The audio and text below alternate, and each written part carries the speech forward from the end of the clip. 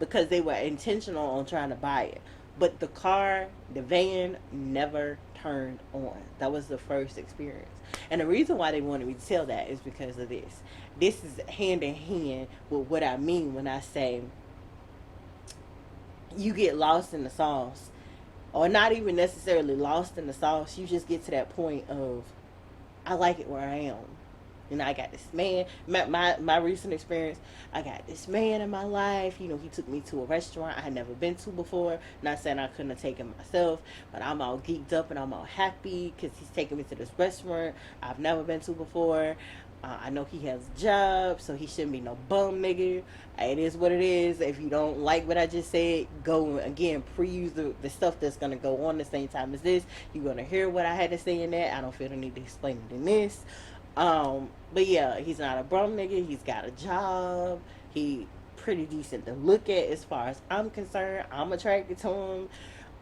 He seems to have his head on straight, on a swivel. He has the same things that he's desiring. Just keeping my mouth shut and listening to everything that he's talking about. He wants to do, he wants to have, where he wants to go in life, what his goals are. They're the same things that are me. All of these potential things that I'm hearing and I'm seeing, they go hand in hand with what I've always wanted to do, as well as what I've been working on doing, as well as what I'm actually currently doing. And all the things that he's having trouble, I have been having trouble to do, I know that I have everything that he possibly can need in order to make those things happen and to do them. So I'm all geeked up, I'm all excited, until boom. Not being funny, I'm being honest when I say that. Until boom. Until boom, and I realized, hold up, wait a minute. Yeah, all of these things right here, you have their potential. These are all things that he came into your life that he could potentially do. Not that he's actually going to do, but he could potentially do. All these things that you can do that he could have potentially allowed you to do, and the things that you two could come together and do. But in the midst of you having an experience, in the midst of you watching and you're singing and you're waiting and you're watching, and like I said, the theme in my life is to stop waiting. I'm not gonna sit here and lie. I waited for my dad. He never showed up. I waited. Not that I don't know my dad. Don't do that. Don't get it misconstrued. I know my dad. Don't need no paternity court and nothing like that. It's just that I know who my dad was. I know the man that my dad was. I know all the negative things about my dad. Very few positive things about my dad. And he wasn't there. But I constantly, from being a child all the way up until I was 13, and I know technically I was supposed to be a child, but by the time I was 13, no. no. No, I wasn't really a child anymore. Not really. I'd seen too much life and experienced too much life. I still have my innocence. I still do technically have my innocence now. It's just I learned. I had to learn lessons. And now that I also know the theme of my life and, you know, what it is that I'm meant to be doing and who I'm meant to be doing it with, not exact people, but just in general, how the template is supposed to be, those things had to happen to me and for me back then in order for me to be able to do what I'm doing for myself, to myself, what Divine has been doing for me and doing to me, and on and so on and so on and so on and so on. But that's my point. I waited. I was waiting. I had to stop waiting. Sometimes I still have to kick myself right now. Don't get it twisted. I still have to stop. Sometimes I do wait, and I think that's what today's to do had to be about. It had to be about me, number one, completely stopping waiting. Number two, also being willing to go ahead on and take that new plunge that I already knew, honestly, weeks ago, that I should have taken the plunge for. And that within itself is what I'm talking about. What I did, or rather what I didn't do in November, what I didn't do in December, what I began doing in January, what I didn't do in February, what I didn't do in March, what I'm doing right now in April, what I'm gonna be doing in May. You get what I'm saying? Sometimes you get to a position where you're like, man, I know who I am. I know I can have $12,000 in my pocket right now. Like I already know. I know that I could go ahead and have my I and it's no shade, and I'm not gonna put y'all completely in my business, but I know that literally 1 month ago I had just under enough. But then again, with other resources that I also had, I had more than enough over a month ago to have the vehicle that I desire to be driving. I already had it. I had it. Technically, if I really think about it though, I have it. And that's my point. When you know who you are, and when you know, not just looking in your physical eyes, but with your spiritual eyes, you know, you comprehend, you understand.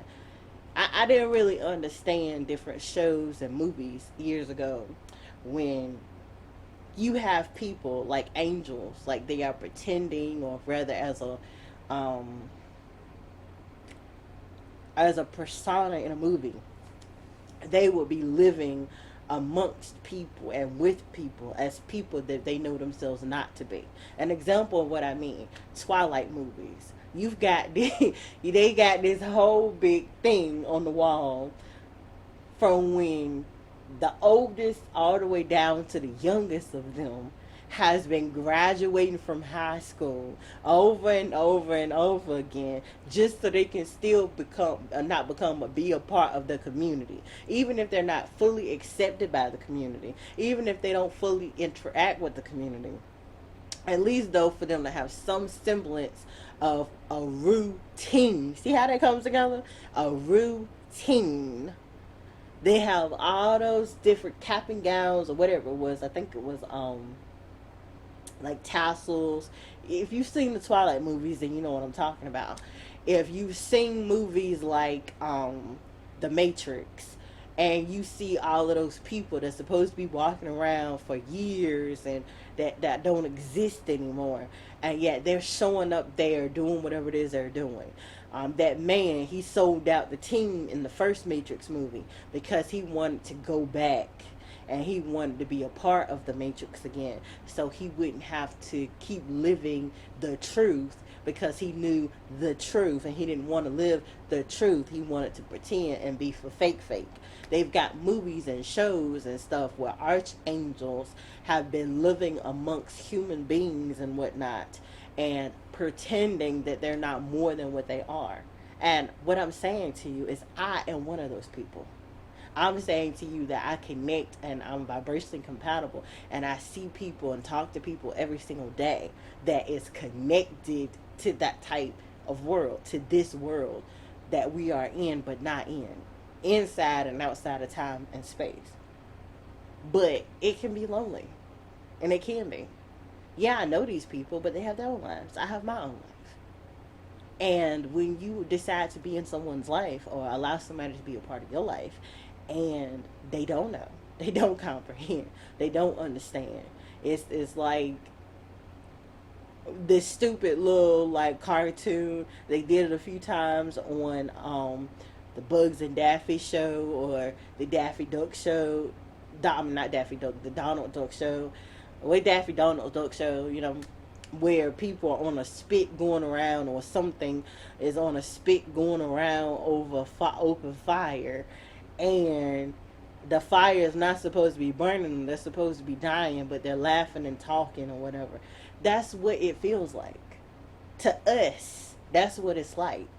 It's like, man, I could fall back right now. Yeah, I'm gonna cry, feel some type of way if I'm alone, or if I'm feeling not alone, but if I'm feeling lonely, if I'm not, making love, if I'm not being cuddled with, held, talked to, if I don't have kids running around in my house, all these things I don't have.